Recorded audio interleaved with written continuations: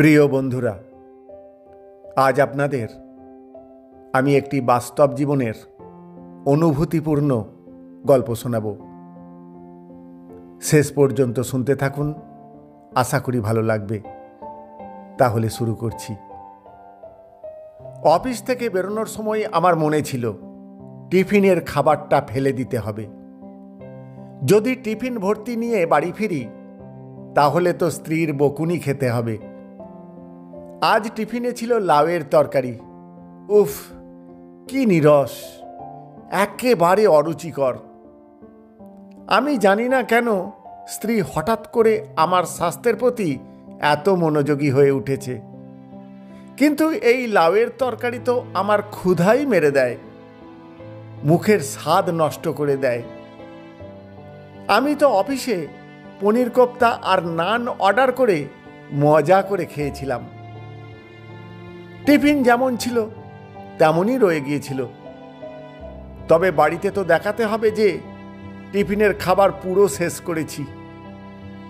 Tiffin শেষ করেছি কি না সেটা তো আর স্ত্রী এসে দেখে যাবে না, তাই না? একটা নির্জন গলির ধারে বাইক থামালাম।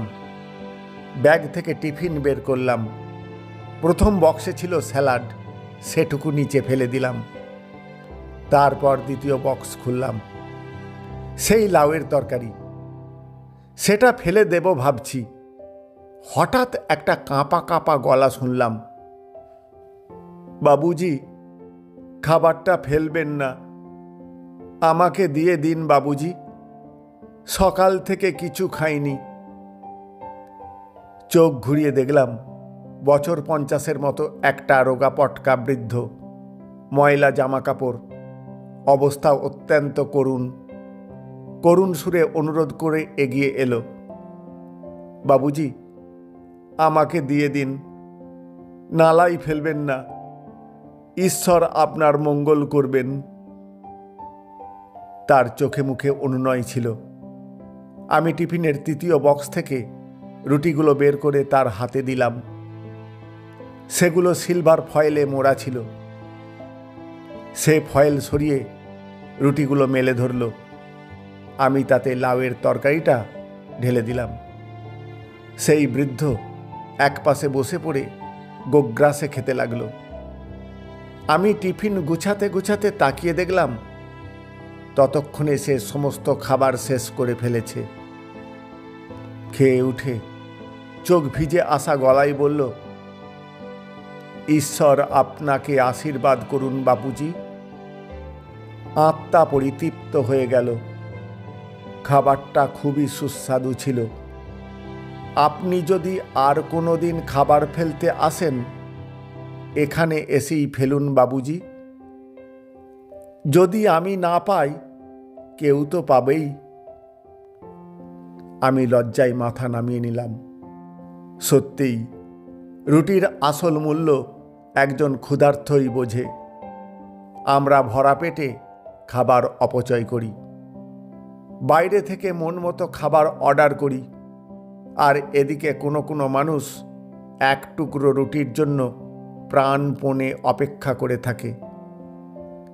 আমি ভাবলাম, দারিদ্র্য হয়তো দূর করতে পারবো না, কিন্তু অন্তত খাবার নষ্ট না করে কোনো অভুক্ত মানুষের কাছে পৌঁছে দিতে পারবো। এই ভাবতে ভাবতে বাড়ি ফিরলাম।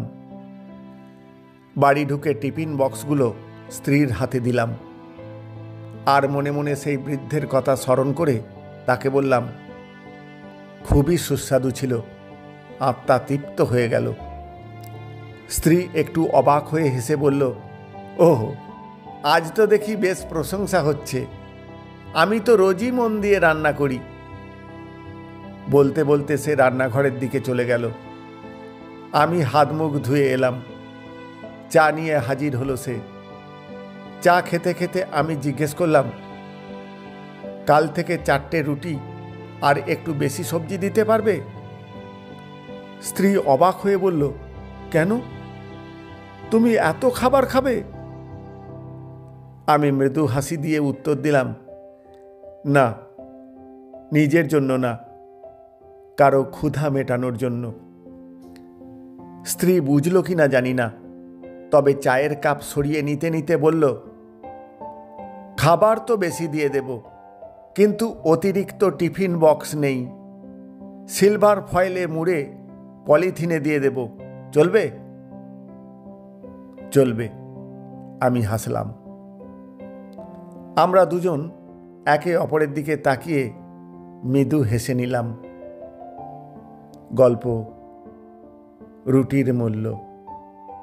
প্রিয় বন্ধুরা, গল্পটি ভালো লাগলে বন্ধুদের মধ্যে শেয়ার করে তাদেরও শোনার সুযোগ করে দেবেন। ধন্যবাদ।